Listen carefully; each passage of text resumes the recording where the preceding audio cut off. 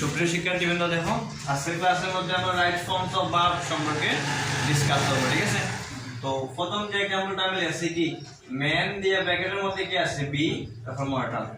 ঠিক আছে, আমরা জানি এখানের মধ্যে যদি ব্র্যাকেটের মধ্যে যদি বি দেওয়া থাকে তাহলে আমরা ধরতে পারি বি ভার্ব এখানে আছে, কি আছে তাহলে বি ভার্ব কোনগুলো আমরা জানি সাধারণত এম ইজ আর ওয়াজ হয় শেল হইলি বলে। ঠিক আছে, তাহলে ম্যান আমরা জানি একটা সেন্টেন্সে ম্যানের সাথে কি হয় হেল্পিং ভার্ব ইজ হয়, ম্যান ইজ মর্টাল মানে কি মানুষ মরণশীল। এটা কোন ধরনের মানে বাক্য, বাক্যটা হচ্ছে অ্যাসার্টিভ বা বিবৃতিমূলক বাক্য, আর এটা হলো চিরন্তন সত্য বাক্য। আমরা জানি চিরন্তন সত্য যদি বাক্য হয় তাহলে প্রেজেন্ট ইনডিফিনিট টেন্স হয়, কি কোন টেন্স হয়।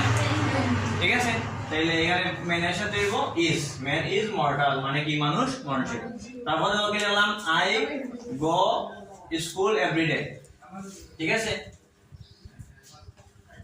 এইটা কোন ধরনের বাক্য, এটাও বিবৃতিমূলক বাক্য, আমি প্রতিদিন বিদ্যালয়ে যাই। ঠিক আছে, এটারে অভ্যাসগত কর্ম বলা হয়। ঠিক আছে, আমরা একটা রুলসের মধ্যে যাচ্ছিলাম কি চিরন্তন সত্য এবং অভ্যাসগত কর্ম যদি বোঝায় তাইলে কোন টেন্স হয়, কোন টেন্স প্রেজেন্ট ইনডিফিনিট টেন্স। ঠিক আছে, তাহলে এটা কিন্তু অভ্যাসগত কর্ম, আমি প্রতিদিন বিদ্যালয়ে যাই, এটা অভ্যাসগত কর্ম।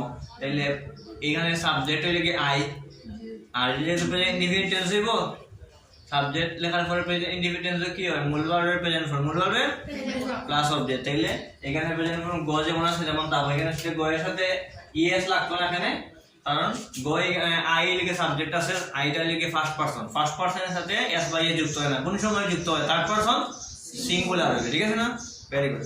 তারপর দেখো কি লিখলাম 3 number there was TV at this moment. At this moment যদি থাকে সেন্টেন্সের মধ্যে তাহলে আমি কি বলছিলাম কোন টেন্স হইব।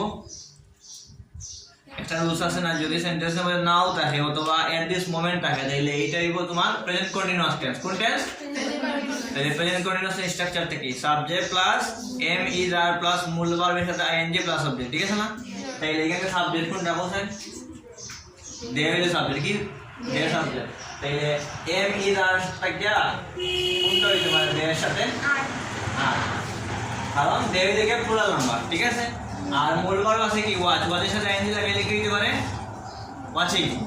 ঠিক আছে, তাহলে এটা উত্তরটা হবে কি আর ওয়াচিং। বুঝা গেছে কথা। পরের সেন্টেন্সে দেখো he is seeing a song now. Now যদি থাকে সেন্টেন্স থাকে হইল না, নাও থাকে অথবা এট দিস মোমেন্ট থাকে, এটাও কোন ধরনের মানে টেন্স হইব প্রেজেন্ট কন্টিনিউয়াস।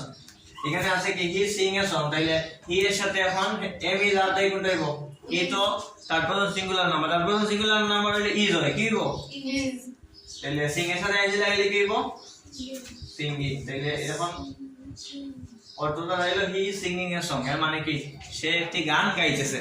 ঠিক আছে, তারপর তো আবার same he go to market at this moment. At this moment আগের মতো আসেনি, তাহলে এটাও কোন টেন্স হইব প্রেজেন্ট কন্টিনিউয়াস। তাহলে হি এর সাথে ইজ হইব, গো এর সাথে এনজি লাগাইলে কি হইব গোইং। তাহলে উত্তরটা কি হলো ইজ গোইং।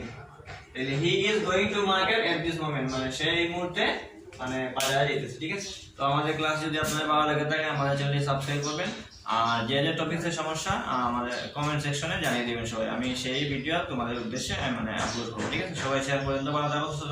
আসসালামু আলাইকুম।